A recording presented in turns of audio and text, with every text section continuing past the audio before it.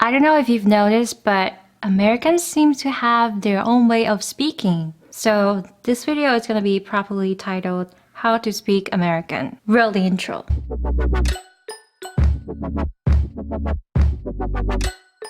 Hey guys, my name is Ella. If you're new here, welcome. If you're here for the second time, welcome back. Today I'm going to talk about some of the phrases I learned in America that might not be in textbooks or might not be used in any other countries. I'm not saying that Americans say it better or that you have to say it in this way. I just think it's funny how certain group of people say things differently from other people. That said, I did figure out a pattern. Some of these phrases are really useful and versatile. So the first one is dude. Dude is such a multi-purpose phrase. You can use it to comfort people.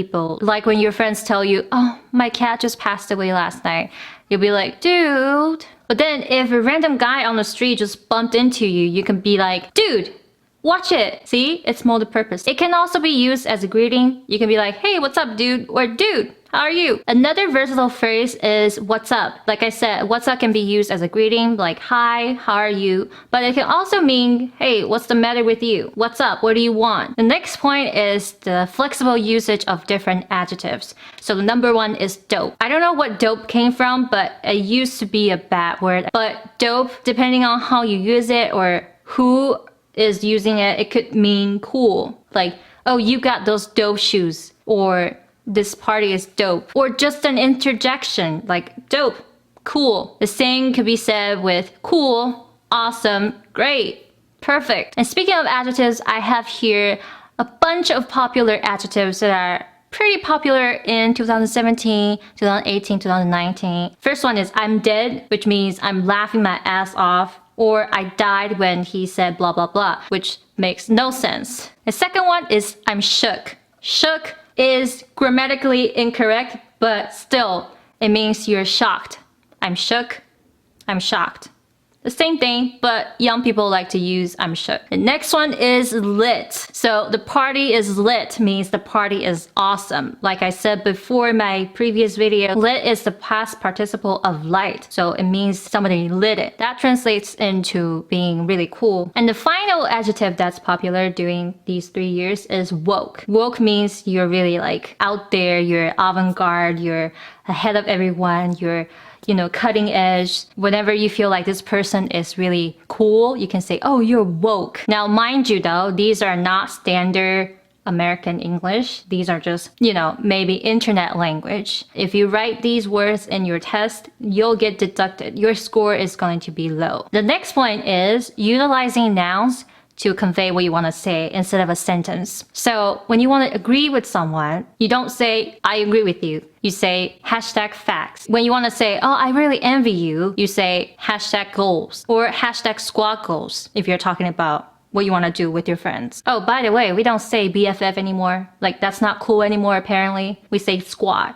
or fam as in FAM. It used to mean family, but now it could just mean anything. I mean, Americans are weird, but who isn't? And when you're complimenting other people on how smart they are, you don't say they're smart. You just say, oh, you have the book smarts or you have the street smarts. That means you're intelligent and you're really smart, respectively. And when you're apologizing, you don't say, oh, I'm sorry or my apologies. You say, my bad. Like, bad is not even a noun, but apparently it works. And the next point is utilizing verbs almost to a default. Like Americans are crazy about these verbs. First one is wing it. Wing it means you're trying to improvise it. So when you're talking about a presentation that you have to do the next day, and your friend is like, oh, you just have to wing it, which means you just have to improvise it and see how it goes. The same could be said with make it, which means make it successful or arrive at some place. Oh, I don't think I'm gonna make it on time. Or I don't think me and my boyfriend would make it. We have kill it. Kill it is usually used in the past tense. She killed it at her concert means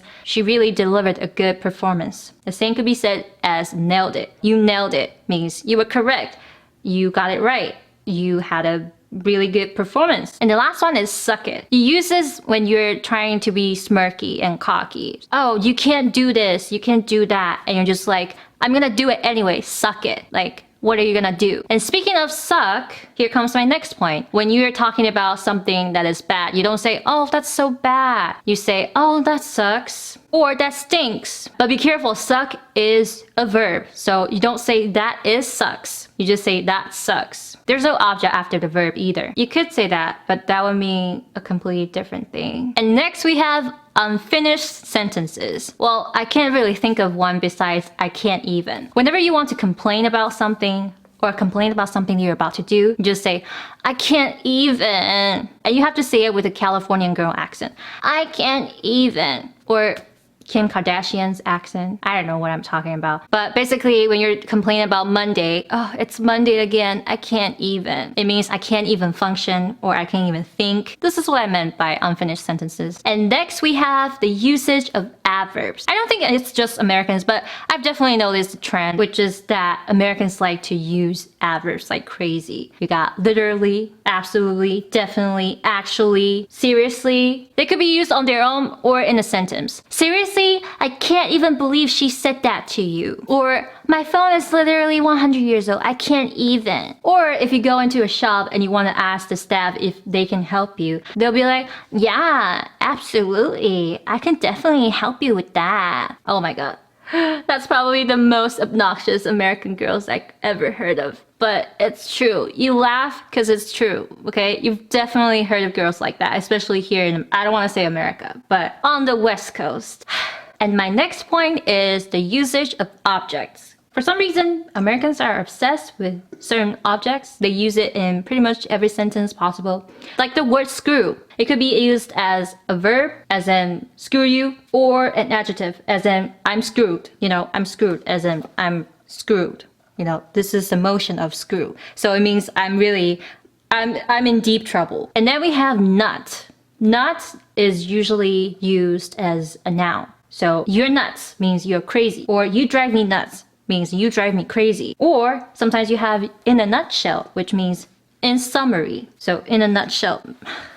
How does that even make sense? And finally, we have the usage of like. When you're retelling a story of your friend, you don't say, oh, my friend said. You say, my friend was like, and he was like, and I was like, and I'm like. And this could be used not only when you're quoting someone, but retelling their motion, retelling their emotion, retelling their appearances. You can say, oh, and he was like, I love this word. It's probably one of the first words I ever learned. And when I discovered the multiple usage of this word, it's like Columbus discovering America for the first time. You could use like as a preposition. You could use like as an adverb, just on its own without any meaning, like what I do all the time in my videos. When you're trying to think of something to say, it's kind of like, you know, except it's more hip and more authentic. But yeah.